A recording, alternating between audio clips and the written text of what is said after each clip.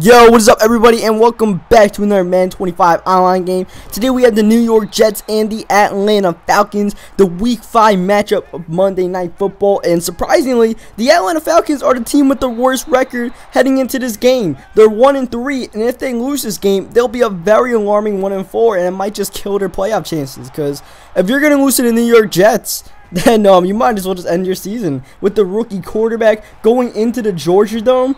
If they lose this game, I don't know what to say about the Falcons. Their other losses have been really close games. It's not like they've been blown out or anything. They haven't looked terrible, but you can't lose to the Jets. This is a must-win game for the Falcons. For the Jets, they probably know that. They probably know what's at stake for Atlanta. And they just have to rely on their defense, and hopefully they can somehow contain a pretty pissed-off offense led by Matt Ryan, Julio Jones, and the 50% of Roddy White, and then Tony Gonzalez as well. But if the Jets defense makes plays like this one right here, anything can happen. It's Monday Night Football, national TV, but in all seriousness, they're probably going to get their asses whooped. So we'll see what happens, though. I got the Jets in this game, so I have a pretty good feeling I'm not going to get my butt whooped. Hopefully I don't, but we'll see what happens. I got Mike Goodson at running back because he's coming back from his 4-game suspension, and I'm not sure how much time he's actually going to get to play. He's probably not going to play anytime. They're probably just going to play with Powell more. But I put him in the game because he's fast. So, I mean, it worked. He got a good run early in the game. And here we had some big-time plays. We hit Stephen Hill in the back of the end zone for a touchdown after hitting him for the big gain to play before. It was the same play, action play. And this play, I thought I was mine. I thought I had that one, like, sewn up. Instead, Matt Ryan just makes a beautiful throw there where only Julio can catch it, and then Julio's able to get out of bounds. They just hit him in stride, which is so beautiful. Next play, Julio's in the end zone for a touchdown.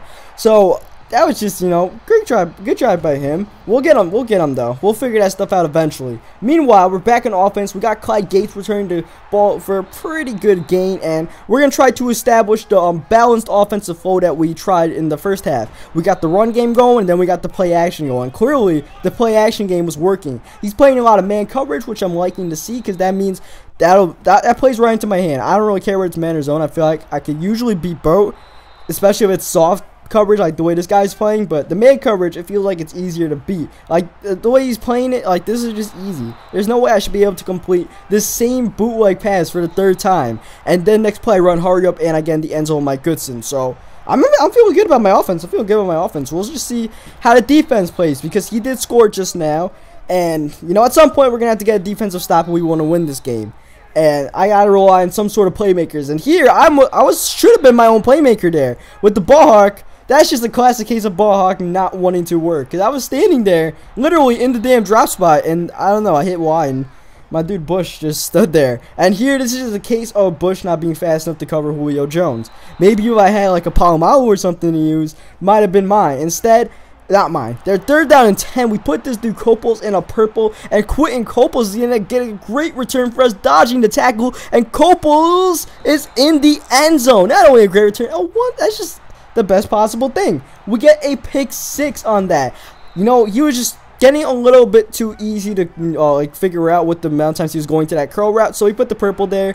And usually I had the light blue to cover the drag, and I would try to cover the curl myself. But after I realized I couldn't cover the curl with Bush, I just figured, screw the drag. It was 3rd down, and we got the play. 3rd down and 7. We want to make one more defensive play. Then I feel like the game's in the bag, but he's able to go deep to Harry Douglas, running some verticals there, or just like 4 verticals or whatever, and getting the great gain there on a 3rd down and 7 when he could have been screwed if he didn't get it. 2nd down and 4. Matt Ryan in the pocket rolling out, and Matt Ryan is able to get the 1st down. You don't see this often, and you also still don't see this that often in the NFL. Not Matt Ryan, but Quentin Copels gets injured, and he's done for the game. And here my opponent shows some great pocket presence, finding Tony Gonzalez for a touchdown after moving around to try to avoid the pressure, and you see Copels is gone. And now it's a 21-14 game, and like I said, I feel like I'm one more big play away from just taking this game away from him. So on defense only. In the meantime, on offense, we'll continue to try to work. But we get big hit by the freaking kicker. The kicker big hits Clyde Gates, and we lose the fumble. Are you kidding me, man?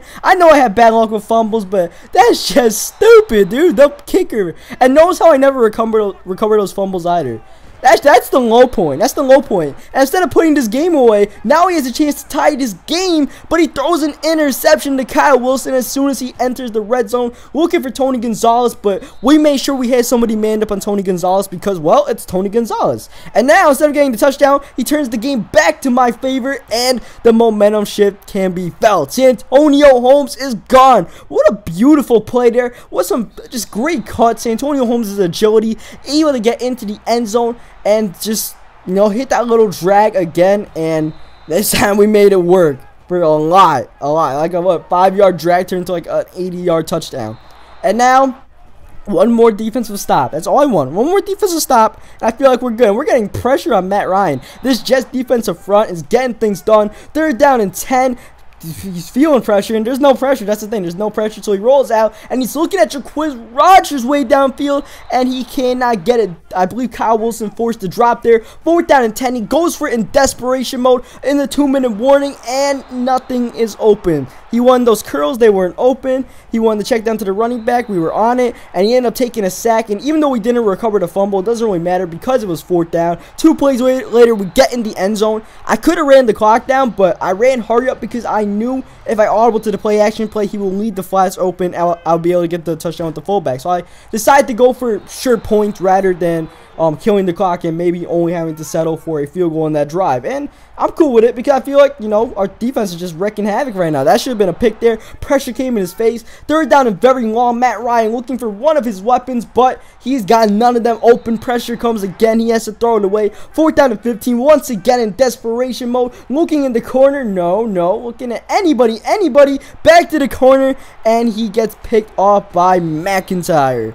And that should kind of do it for us, and we're in field goal range, so we have a chance to get a field goal on this drive at least, or a touchdown. But I'm not going to force anything. I'm not going to throw any interceptions. I'm just going to take my sure 3 points there. My offensive line guy missed the block. 3rd down and 5. I figure I'm going to run some read option and then get my field goal, but somebody block sheds that wide receiver, tight end, one of them, and then Geno puts it on the ground, unfortunately, so we get no points and we fumble the ball again.